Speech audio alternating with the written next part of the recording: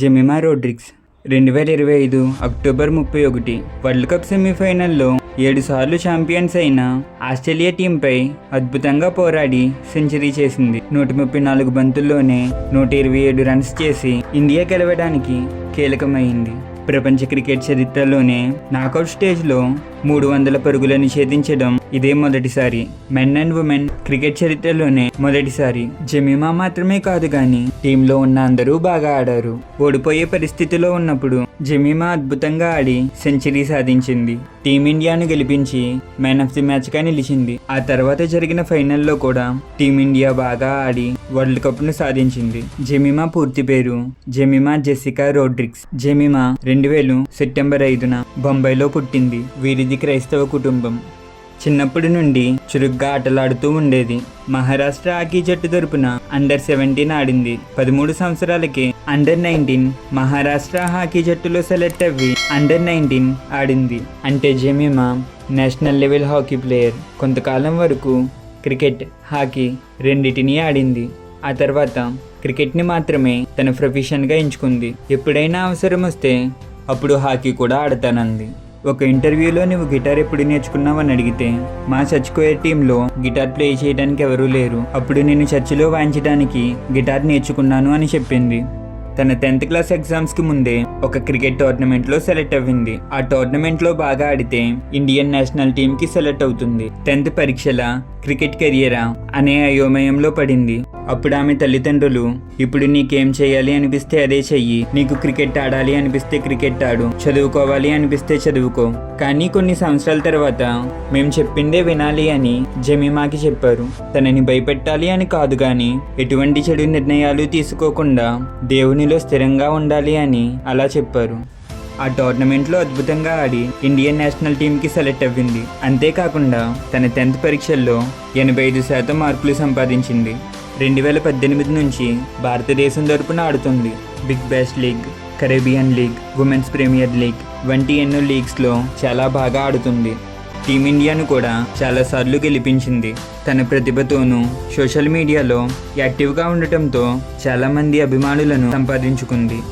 కానీ కొన్ని నెలల క్రితం తన తండ్రి నిర్వహించిన కొన్ని క్రైస్తవ మీటింగ్స్ని బట్టి వీళ్ళు క్రికెట్ను అడ్డు పెట్టుకుని మత మార్పిడి చేస్తున్నారని చాలా వార్తాపత్రికల్లోనూ న్యూస్ ఛానల్స్లోనూ వచ్చాయి. జెమిమా కుటుంబంపై కేసులు కూడా పెట్టారు. కొన్ని క్రికెట్ బోర్డులు జెమిమాను బ్యాన్ చేశాయి. అయితే కొంతకాలానికి అవి కేవలం ఆరోపణలుగానే మిగిలాయి. మత మార్పిడి చేస్తున్నట్టు ఎటువంటి ఆధారాలు లేవు. అప్పుడు జెమిమా ఏమీ మాట్లాడకుండా మౌనంగానే ఉంది. తనకు ఇండియన్ క్రికెట్ టీంలో స్థానం ఉన్నప్పటికీ డిప్రెషన్ వల్ల సరిగ్గా ఆడలేకపోయింది. వరల్డ్ కప్కు ముందు టీంలో స్థానం కోల్పోయింది. కానీ తర్వాత టీంలో స్థానం సంపాదించింది.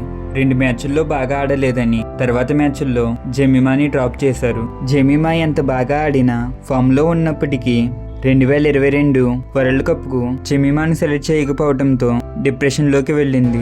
అప్పుడు రోజు బైబిల్ చదవటం వల్లే ధైర్యం కలిగింది. డిప్రెషన్ నుంచి బయటికి వచ్చాను అని చెప్పింది. ఇప్పుడు కూడా అలానే జరుగుతుందేమో అని ప్రతిరోజు ఏడుస్తూ ప్రార్థన చేసుకునేది. తిరిగి మళ్ళీ మ్యాచ్లో ఆడే అవకాశం వచ్చింది. సెమీఫైనల్లో ఎప్పుడూ ఆడే 6వ స్థానంలో కాకుండా ముందుకు 3వ స్థానంలో ఆడే అవకాశం వచ్చింది. ఓడిపోయే పరిస్థితుల్లో ఉన్నప్పుడు తన శక్తికి మించి పోరాడి సెంచరీ కన్నా ఎక్కువ పరుగులు చేసి టీమిండియాను గెలిపించింది. మ్యాన్ ఆఫ్ ది మ్యాచ్గా నిలిచింది. ఇంటర్వ్యూలో తను ఏం చెప్తుందా అని అందరూ ఆసక్తిగా చూస్తుంటే, Firstly, I want to thank Jesus because I couldn't do this on my own. I know he carried me through today. నేను మొట్టమొదట యేసుక్రీస్తుకి థ్యాంక్స్ చెప్పాలి. ఎందుకంటే నేను ఇలా ఆడలేను, ఆయనే నాతో ఇలా ఆడించారు. It was really hard this last whole month, but it just feels like a dream and it's not sunk in yet. గడిచిన కొన్ని నెలలు చాలా కష్టంగా ఉన్నాయి. ఈరోజు జరిగింది కేవలం ఒక కలలా ఉంది. But towards the end, I was just quoting one scripture from the Bible because I had lost energy. I was very tired. I was drained. But one scripture that says, just stand still and God will fight for you. ఒత్తిడికి గురవుతున్న సమయంలో బైబిల్లో ఉన్న ఈ వాక్యం నాకు బలాన్ని ఇచ్చింది అని చెప్పింది.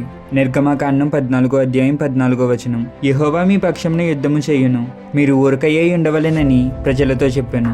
And the Bible says that weeping endures for a night, but joy comes in the morning. And today joy came, but I'm still weeping. బైబిల్లో ఇంకొక వాక్యం ఇలా ఉంటుంది, రాత్రివేళ దుఃఖము కలిగిన ఉదయాన్నే సంతోషం కలుగుతుంది. ఇప్పుడు నేను సంతోషంగా ఉన్నా నా కన్నీరు ఆగడం లేదు. తన గురించి న్యూస్లో వచ్చినప్పుడు అందరూ జెమిమా కెరియర్ అయిపోయింది అంటున్నప్పుడు ఏమైనా మాట్లాడుంటే ఇంకా ఎక్కువ హేళన చేసేవారు. కానీ దేవుడే నా పక్షాన వారికి బుద్ధి చెప్తాడు అని మౌనంగా ఉంది. తనను ఏ ప్రాంతంలో అవమానించడం మొదలుపెట్టారో ఆ ప్రాంతం నుండి అద్భుతంగా ఆడి దేవుని నామాన్ని కనపరిచింది. ప్రపంచానికి మొత్తం తన విశ్వాసాన్ని చాటి చెప్పింది. ఏ పరిస్థితుల్లో ఉన్నా దేవుణ్ణి కనపరిచే వారిని దేవుడు కనపరుస్తారు. జెమిమా జీవితంలోనూ దేవుడు ఇదే చేశాడు. జెమిమా అన్ని పరిస్థితుల్లోనూ దేవుని కనపరిచింది. దేవుడు తిరిగి ఆమెను కనపరిచాడు.